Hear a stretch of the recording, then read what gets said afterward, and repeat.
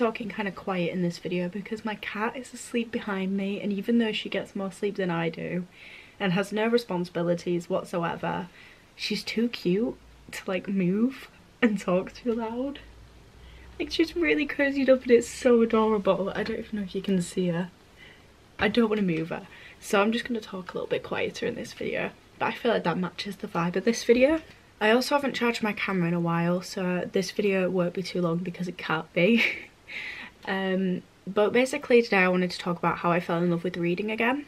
I used to read a lot when I was in primary school and a little bit in secondary school. I remember I had one summer holiday when I read like 6 books and I was really impressed with myself, and I was a massive Jacqueline Wilson fan. Like, those were dark as hell, but I loved them. I want to say I read like a lot of her stuff, but she wrote so much. Like, you know, the devil works hard, but Jacqueline Wilson works harder. Ever since I was younger, I've been into reading. And then when I was in secondary school in 6th form, towards like the end of secondary school and into 6th form, I kind of fell out of reading a bit. I just didn't have time and I kind of lost the motivation. And then the second year of 6th form, throughout that summer and kind of as I've gone into university, I wanted to get back into reading again, so I did. And the main way that I did this was by using... Hello, are you awake? Are you being mysteriously quiet though? There it is. Here we go, we're going up. I got you, I got you. Shh, it's okay, I got you. Okay, you are stuck in my jumper there. One of the main ways that I got back into reading, I can talk a bit louder now that she's awake, it's like having a baby, was by making a book journal. My mum got me this lovely notebook from, I think it's actually from Paper Chase, but this beautiful notebook, and it says dreams on it, and it's just, it looks amazing on camera. It looks nicer on camera in real life, and that's saying something. I hope you don't mind her being here. I hope you're not allergic to cats. And so I started keeping a book journal. I've got a little introduction page of my book journal. And then I've got a thing of books that I want to read, like bucket list type books and books that people have recommended to me. And I tick them off after I've read them, or if it's like The Virgin Suicides, I cross it out and then use the pages to make art. I hated that book. Everyone who came to my flat and stuff, I was like, do you want this book? Do you want this book for free? Because I'm going to kill myself if I keep reading it. I'm going to become one of the Virgin Suicides if I don't stop reading this book. It was awful. I'm sorry. I appreciate the time and effort that goes into writing a book. I really do, because I've done it myself. But it was just, I don't really get what the raving is about. But maybe it's just taste, isn't it? It's all subjective. So I don't mean to shit on the writer, but me personally, I hated that book. Anyway, and then I've just started keeping like a book journal. So I make nice little spreads for every book that I read. And I've got some stickers left over that I sometimes use. I have some stamps that I use. Coloured pencils. I like to do little sketches for them. And it kind of feels really rewarding, because then after I've read a book, I can give it like a rating and I pick out my favourite quotes and put them in different boxes and stuff. I go on Pinterest a lot. That's my biggest recommendation. If you just type in bullet journal on Pinterest, it comes up with so many different ideas of how to present things and different fonts that you can try out. And then I do little doodles for my favourite quotes. Write the quote around it in like coloured ink, and it's really fun to do, and I would recommend it. Sometimes if I've got space, I'll leave my overall thoughts. Like I said, I give it a rating out of 10 and I make a note of what book I'm on. I've done 10 book journal entries so far, and I'm reading the second Little Women. Not a lot of people know that Little Women is actually only the first book in a collection of series, and that series is this mammoth book, which my wonderful great auntie Gwen got me for my birthday, the full collection of Little Women by Louisa by Alcott. An absolute classic if you haven't read it. But a lot of the times when people sell the Little Women books these days, and even the movie adaptations, I love the 2019 version, by the way. Me and my flatmates, I digress, but me and my flatmates had a little movie night in my room. Not my flatmates, my uni friends. And we were all just like cried our eyes out watching Little Women, and it was the most ethereal, female empowering experience I've ever had. But yeah, lot of not hello? Not a lot of people know that Little Women is actually just the first book, and a lot of the stuff that happens to do with Beth and to do with Jo and Laurie, that's all. I don't want to spoil it even though it's been out for literally centuries. A lot of the stuff happens between Beth and Jo and Laurie and Amy and Laurie. Is actually the second book called Good Wives, but nowadays people just tend to do Little Women Part 1, Little Women Part 2 and put them together because it makes like a really full story. But I had the honour of reading Little Women in this tiny leather-bound edition that was my great aunt's, my great auntie Gwen's, that she gave me to borrow, and it was such like a wonderful experience. I know that sounds really cheesy, but when you like reading and you appreciate like old-timey things like I do, I love that. But I'm currently, I think I've only got 3 chapters left of the second book. I'm loving it. I've preferred the second half, or Good Wives, to the first half because I feel like she's found her rhythm, and there's some really funny moments in there, things that made me laugh that don't feel like it's an old book kind of. If you want to see my book journal entries, a little shameless promo, I have a highlight reel of it on my Instagram, and I take a picture and add it to that highlight reel every time I do a book journal entry. My latest one was A Christmas Carol by Charles Dickens that I read for Christmas, obviously. It was good.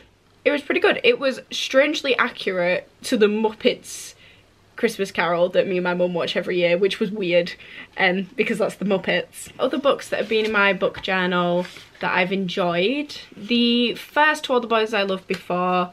If you want something fluffy, easy reading, cheesy, that is where you need to go. And the movie is so wholesome. I read that after reading Rebecca, which I gave a strong 10 out of 10, and I will always stand by that. Rebecca was amazing. It's really, really good. It's beautiful, it's dark, it's twisted, it's mysterious, it's just so gothic and chilling, and it's wonderful, and I loved Rebecca. And it's also funny because Tolerate It is apparently meant to be inspired, meant to be inspired by the story of Rebecca, and I really see it after reading Rebecca. So good. So then you can appreciate Taylor's music even more after you've read it. You're welcome. One of my favourite quotes from Rebecca: "Here I say we have lived, we have been happy." You better not drink that. No. Dirty watercolour water. I know my cat so well. Her face was in it. You little shit. The Flat Share is another one that I loved. Again, cheesy, heartwarming. It's a cliche kind of trope, but I feel like the way it's written doesn't feel too cliche. Like, it feels really, really fun, and like, yeah, I can see that actually kind of happening, and you fall in love with the characters. I remember I went for dinner with my friend to catch up when we were both back from university, and she was like, "Oh, I recently read The Flat Share," and then we just raved about it together for like 5 minutes, just like, isn't it amazing, isn't it amazing? So yeah, I would recommend The Flat Share. That was really good. Women Don't Owe You Pretty. Every woman should read it. I know that it's a little bit controversial with some of the stuff surrounding it, but it is a really good book. There's some really good quotes in there that I kind of remind myself, like, make sure you have standards set for not only relationships but for your friends, and boundaries, and like, that's good to have, and things like that. Things that just kind of make you empower yourself and understand your own worth and things like that. And also, "Crumbs can't feed me, I want the cake." That's one of my favourite quotes. It's basically about, don't settle for less when you want the whole thing. Don't settle for like the little crumbs that people give you when you deserve everything. You deserve the cake. And I love that kind of mentality when people screw me over, or when certain men mess me around for a long time, and it's all fine, I'm not bitter, it's fine. Then I kind of like repeat that to myself as a mantra. So yeah, really good book. I mean, even if you're not a girl, non-binary, guys, girls, anyone should read it. It's a great book. Did you want the dirty water? Is that what you miffed about? I'm sorry I don't let you poison yourself. But my favourite book of all time is this one, 5 Feet Apart. This isn't paid promo. I would love for it to be. This is free promo. This is such a good book. It's so good. The way that it's a dual narrative book, which, in case you don't know what that means, one chapter's from Stella's perspective and one chapter's from Will's perspective, and it usually takes it in turns each chapter. It is just so beautiful. It's funny, it's angsty, it's cheesy, it's heartwarming, it's heartbreaking, it's bittersweet, it's so beautiful. It's about two teenagers who have cystic fibrosis, which is a genetic disorder, I believe, where basically your body's producing too much mucus, and there's not a long life expectancy for it, unfortunately. A lot of people have it, will die young. There's not a cure. You can get lung transplants, which do extend your life, but it's difficult to get one, and if you contract certain bacteria, like Will does in the story, then you can, as he says, kiss those lungs goodbye. Like, you're just off and you've signed your death certificate, unfortunately. And it's morbid, but it doesn't feel morbid when you read the book because it just feels human. And one thing that I loved about it as well, I mean, it's funny as well, there's moments in it that just like genuinely made me laugh out loud. The movie adaptation is incredible. I feel like the adaptation in the movie is so true to the book, and the casting is exactly how I imagined Stella and Will, just down to a T. Everything about it is so sweet.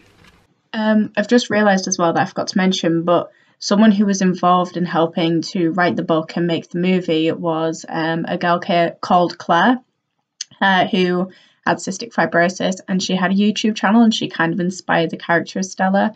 And I actually used to watch her videos, and unfortunately she did pass away from cystic fibrosis.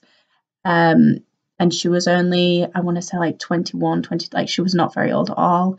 And so it's kind of nice that she left a bit of a legacy, because she was such a sunny, positive person. And I'll leave a link to her YouTube channel in the description, because she's like so inspiring, and her outlook on the world, even though she knew that she had this disease, is just like brings tears to your eyes. So yeah, wonderful book, wonderful person, and it's nice that this has kind of come about through her means a little bit as well, like by her helping out with it and everything like that. So yeah. And it's not too hard to read, like it's quite easy reading the way that it's written, but not in a simplistic way. So you do, sometimes with Rebecca, and especially with old-timey books, I think in general, sometimes I just don't even know what they're on about. I remember when I was reading A Christmas Carol, every now and then I'd be like, Dickens, love, what the fuck you on about? But this, I never really felt like that, and I love it, and the cover is so pretty, and everything about it, I want to marry this book. This book, to me, is the whole cake, and I will always be satisfied. My camera's gonna die! There's also one moment as well when they're putting in their G-tubes, I think it's called, their G-tubes together, and it's from Will's perspective, he lifts up his top and he's like, flex, because they're on FaceTime, and something about that was just like funny to me, like his internal thoughts. So good, and I love books like that, and I think that's why I fell in love with reading again, because reading that and Rebecca and stuff reminded me of like, oh my god, this is what it feels like to read again. It's like so good. So yeah, that is my recommendation if you want to get back into reading. Little Women, 5 Feet Apart, The Flat Share, Rebecca. Those are definitely my go-tos at the moment to recommend. I haven't read a lot, and you know, I don't have a massive library to recommend from, and also maybe keeping track of things using a book journal or like a highlight reel on Instagram, or just even like making a list and ticking it off. I really would recommend it, because it does motivate you to read, and it makes it more enjoyable, and then you can look back and be like, oh yeah, I remember that, and like reread your favourite quotes if you're like me and you like words. I love words. So yeah, thanks for watching everyone. That was me talking about books and reading. I'm such an accomplished woman, and I'll see you soon. Bye!